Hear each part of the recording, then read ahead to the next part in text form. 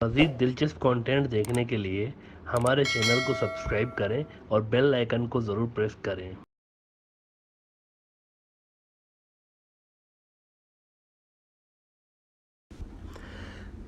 2 दिन के बाद ईरान के अंदर इब्राहिम रईसी एक नए सदर का हल्फ उठाने जा रहे हैं, यानी 5 अगस्त को Iran will have a new president.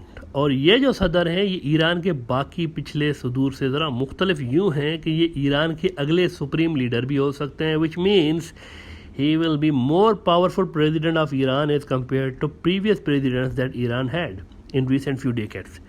लेकिन इनके आने से पहले ही एक अजब वाक़या हो गया है।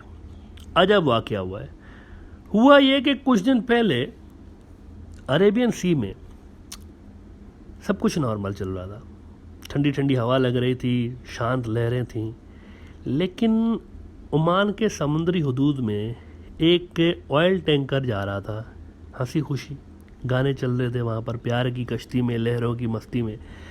अचानक से आसमान पर एक परिंदे जैसी चीज़ नज़र आती है, बल्कि दूर से दिखने में बिल्कुल परिंदे जैसा ही नज़र आ रहा था। लेकिन फिर वो परिंदा जहाज़ के करीब आता गया और उसकी स्पीड तेज़ होती गई। जहाज़ के जैसे जैसे करीब आता गया उसकी स्पीड तेज़ होती गई और फिर वो जहाज़ पे आके धड़ाम से गिरा है और ज़ोरदार धमाके के साथ जहाज़ फट गया है। वो परिंदा भी फटा है और जो जहाज़ था तेल वाला वो भी फट गया और उस पे जो 2 क्रू मेंबर थे वो भी मारे गए। नाउ वो परिंदे जैसी चीज़ असल में एक सुसाइड ड्रोन था। चंद रोज़ कबल हमने ब्रॉडर व्यू में इन ड्रोन्स का जिक्र किया था, चीन और इंडिया के तनाज़ुर में, कि चीन इंडिया के ख़िलाफ़ ये ड्रोन्स इस्तेमाल करेगा और इंडिया है कि अपने सेना के जवानों के नंबर पे रिलाय करके बैठा हुआ है। इस पर हमने बात की थी और आपको बताया था कि हॉलीवुड की फिल्म एंजल हैज़ फॉलन के अंदर भी एक सीन है जिसके अंदर इस तरह के ड्रोन्स दिखाए गए हैं। कुछ इसी तरह का ड्रोन था, वो काम दिखा गया अपना ओमान के पास इस ऑयल टैंकर के ऊपर। नाउ ये जो ऑयल टैंकर था, ये जो जहाज़ था, ये किसका था जिस पे ड्रोन गिरा है? इसराइल ने रोना धोना शुरू कर दिया है कि ये हमारा जहाज़ था और ये जो ड्रोन यूज़ हुआ ये ईरान का। ओहो, ईरान हमें चैन से क्यों नहीं बैठने देता? ईरान का ड्रोन था, ईरान ने सुसाइडल ड्रोन्स हासिल कर लिए हैं, उन्होंने हमारे पे तजुर्बा किया है इसका। ईरान ने इब्राहिम रईसी के आने से पहले हमको सलामी दी है ड्रोन की, जागते रहो, यह मैसेज दिया है हमें, इब्राहिम रईसी आ रहा है, जागते रहो।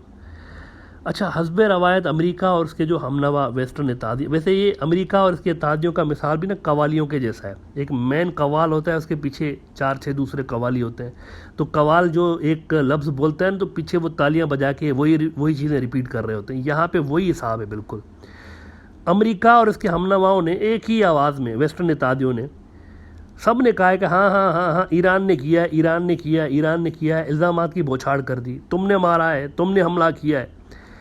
लेकिन इस बात का सबूत इनमें से किसी के पास नहीं है कि ये चीज़ ईरान ने की है, कोई प्रूफ नहीं है। वेस्ट के कई एनालिस्ट कह रहे हैं कि अमेरिका ने एक तो मुआहदा किया ईरान से, खुद ही मुआहदा किया ना, जौहरी मुआहदा, और फिर खुद ही तोड़ दिया इसको ट्रंप के आने के बाद। तोड़ा भी खुद है, किया भी खुद है, तोड़ा भी खुद है उसी मुआहदे को। तो इस बार ईरान एक सख्त मौक़िफ़ रखते हुए बिल्कुल तैयार खड़ा है कि ये मजाक नहीं चलेगी। पहले आप मुआहदे करते हैं, फिर तोड़ते हैं, फिर दोबारा हमारे पास आते हैं, नहीं गलती हो गई, वो तो ट्रंप था, मैं बाइडन हूँ, दोबारा करो। इसीलिए जानबूझ के ईरान ने ये हरकत की है। वेस्टर्न एनालिस्ट बहुत सारे ये बोल रहे हैं ताकि अमेरिका को ये मैसेज लाउड एंड क्लियर जाए कि ईरान को हल्का मत लेना। और ये जो नए सदर आए हैं ना यहाँ पर ईरान में, ये इमाम खुमैनी के बहुत ही करीब रहे हैं और मौजूदा जो ईरानी रहबर हैं सैयद अली खामनेई, इनके भी बहुत करीब रहे हैं ये जो नए सदर आ रहे हैं।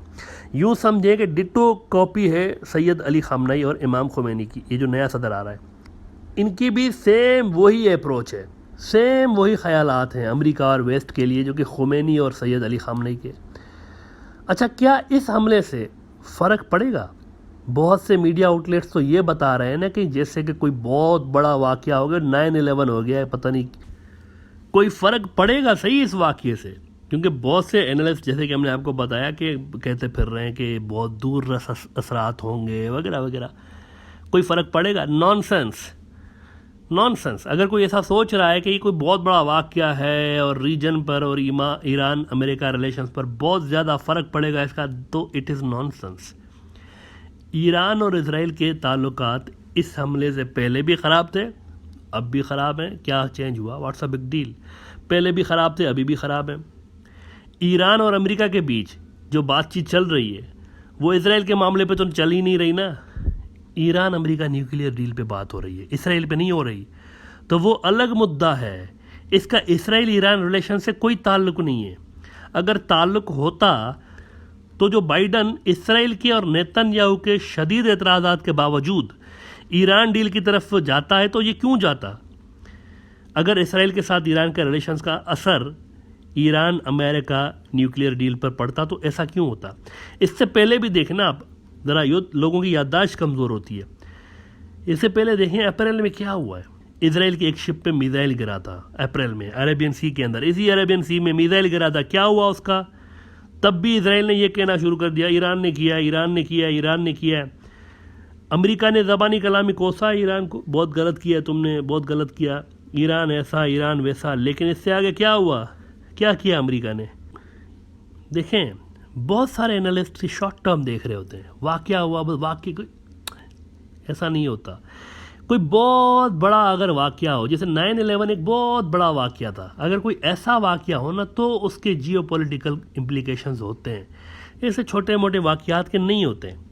आप देखें, ईरान जो है ना, मिडल ईस्ट के हवाले से एक बहुत ही अहम मुल्क है, बहुत अहम मुल्क है। वैसे ही इम्पॉर्टेंट है मिडल ईस्ट के हवाले से जैसे अफ़गानिस्तान के हवाले से पाकिस्तान इम्पॉर्टेंट है। अफ़गानिस्तान में क्या होता रहा है? जिस साइड पे पाकिस्तान होता है वही साइड वहाँ पर क्यों जीत रही होती है? कभी सोचा आपने? कोल्ड वार के दौरान पाकिस्तान जो था अमेरिका की तरफ था और इंडिया सोवियत यूनियन की तरफ था, लेकिन क्या हुआ?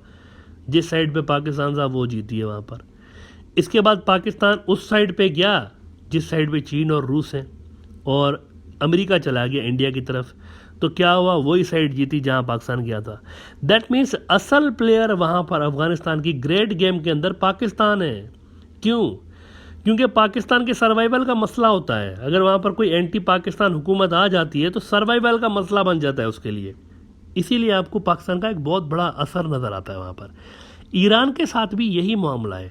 ईरान जिस साइड पे रहा है, शाम के अंदर, इराक के अंदर, लुबनान के अंदर, वही साइड जीती है। अमेरिका के खिलाफ वही साइडें जीती हैं। लुबनान में भी ईरान है ना, हिजबुल्लाह क्या है? ईरानी प्रॉक्सी। इसका मतलब कि जो सुपर पावर ईरान के साथ है इन रीजन्स में, उसी का असर होना है इस पूरे रीजन में।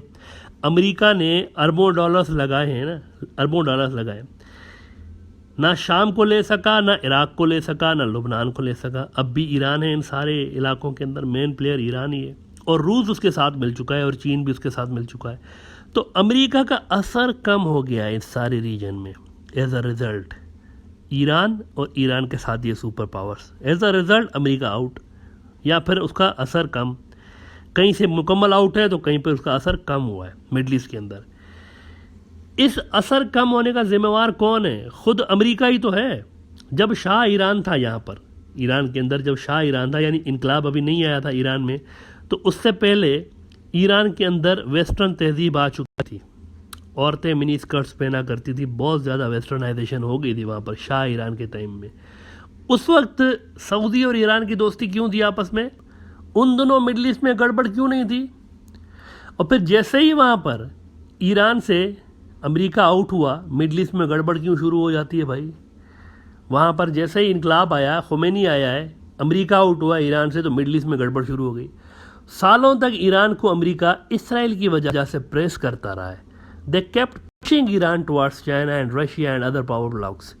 दे केप्ट पुशिंग देम सालों तक, इसराइल की वजह से ना, सिर्फ और सिर्फ इसराइल की वजह से। अब जब मिडल ईस्ट के बड़े हिस्से से ईरान अमेरिका को धपड़धूस कर चुका है, तो अमेरिका अपनी ईरान पॉलिसी पर नज़रसानी कर रहा है। इसराइल को उसने साइड पे उठा के फेंक दिया कि तुम्हारी वजह से तो हमारा असर कम हुआ है, हमने तुम्हारी वजह से इनके साथ दुश्मनी रखी और हमारा असर कम हो गया। वैसे ही वो अपनी ईरान पॉलिसी पर नज़र कर रहे हैं जैसे उन्होंने अपनी अफ़गानिस्तान वाली पॉलिसी पर नज़रसानी की है। आपको पता है दरअसल में क्यों आए थे अफ़गानिस्तान के अंदर? इन्होंने मिडल ईस्ट और एशिया के मैप्स रीडिफाइन करने थे। बड़े लंबे चौड़े प्लान बने हुए थे। पाकिस्तान के देवसाई प्लेन्स हैं, बड़े ही खूबसूरत इलाके हैं, और कश्मीर, यहाँ पे भी इन्होंने आना था। अमेरिका ने पाकिस्तान की जगह 3-4 मुल्क बनाने थे, ईरान तब्दील होना था, ईरान का एक बहुत बड़ा हिस्सा उसके हाथ से निकलना था, लंबा चौड़ा एजेंडा था। लेकिन अल्लाह इज़ द बेस्ट प्लानर।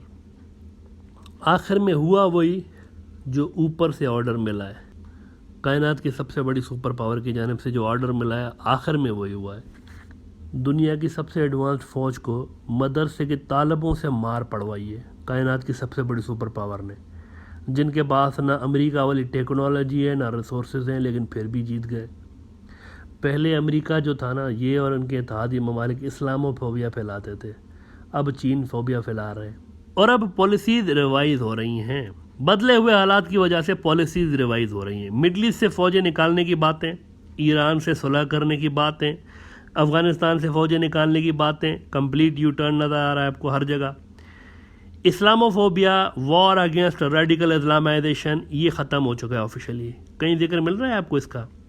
अब आपको वेस्टर्न मीडिया में कहीं सुनने को मिल रहा है इस्लामोफोबिया है तो रेडिकल इस्लाम दुनिया के लिए ख़तरा है? नहीं मिल रहा ना। क्यों? सबसे बड़ी जो कायनात की सुपर पावर है वहाँ से मार पड़ी है ना, पॉलिसीज़ चेंज हो रही हैं। काफ़ी अरसे से हम आपको ये बता रहे हैं कि अब दुनिया में रेडिकल इस्लाम और इस्लामोफोबिया ये मुद्दे नहीं है, ये बेवकूफ़ी ख़त्म हो चुकी है। पहले अमेरिका और उसके इत्तेहादी ममालिक इस्लामोफोबिया, रेडिकल इस्लामाइजेशन की बात करते रहते थे, लेकिन अब चीन फोबिया फैला रहे हैं। फ्रांस मशहूर रहा है इस्लामोफोबिया के हवाले से, आपको याद होगा फ्रांस बहुत ज़्यादा मशहूर रहा है इस हवाले से।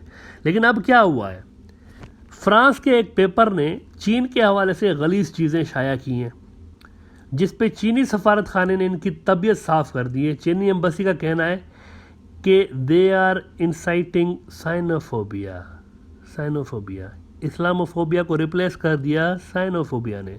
आप समझ रहे हैं बात के ड्रामा किस तरह चेंज हो रहा है? पहले इस्लामोफोबिया, अब वहाँ पे देखो ओहो इस्लामोफोबिया ने तो बेड़ा गर्क कर दिया हमारा। कहाँ हम इस्लामोफोबिया को देख रहे थे, हमें तो साइनोफोबिया देखना चाहिए। अब ड्रामा तब्दील हो गया। अच्छा, अब क्या हुआ है देखें आप, बाइडेन साहब ने इंटरनेशनल रिलीजियस फ्रीडम वाली अपनी कमीशन का नया मेंबर मुकर्रर किया है, जो कि अमेरिका समेत दुनिया भर में मजहबी आज़ादी पर नज़र रखेगा। किसको चेयरमैन लगाया है इस कमेटी का, क्या आप जानते हैं? कौन सी कमेटी? इंटरनेशनल रिलीजियस फ्रीडम वाली जो अमेरिका की कमेटी, इसका किसको चेयरमैन लगाया है? एक मुसलमान को, एक मुसलमान। और कहाँ का मुसलमान है? उस जगह का मुसलमान है जहाँ दुनिया में शायद सबसे ज़्यादा जुल्म होता है मुसलमानों के ऊपर, लेकिन दबा हुआ है, बाहर नहीं आता, मीडिया वहाँ का कंट्रोल्ड है। मजहबी आज़ादी के हवाले से अमेरिकी कमेटी का ये चेयरमैन मुसलमान है और इंडियन मुसलमान है, इंडियन अमेरिकी मुसलमान है। ये अमेरिका को बताएंगे, इंडियन अमेरिकी मुसलमान, इंडिया का मुसलमान बताएगा अमेरिका को कि दुनिया के इन इलाकों के अंदर मुसलमानों पर ये जुल्म हो रहा है, और ये सिफारिशात देगा कि इस पे ये एक्शन ले लें। कमेटी सिफारिशात भी देगी कि इन मुल्कों पे एक्शन लें, मुसलमानों के साथ बुरा सलूक हो रहा है। इंडियन मुसलमान, ये नोट कर लें आप, इंडियन मुसलमान लगाए। अभी तो इब्तिदाए इश्क है और होता है क्या, आगे आगे देखें होता है क्या। अभी तो इस्लामोफोबिया वाली ज़हनी बीमारी में मुब्तला अच्छों की तबीयत साफ़ होनी है, आगे आगे देखें होता है क्या। अब खुद अमेरिकी ट्रीटमेंट मिलनी है इस बीमारी के सारे मरीज़ों को। आखिर में वही बात, कायनात का जो सबसे बड़ा सुपर पावर है ना, उसका फिर अपना ही निज़ाम है, और at the end of the day होता वही है जो कि वो चाह रहा होता है।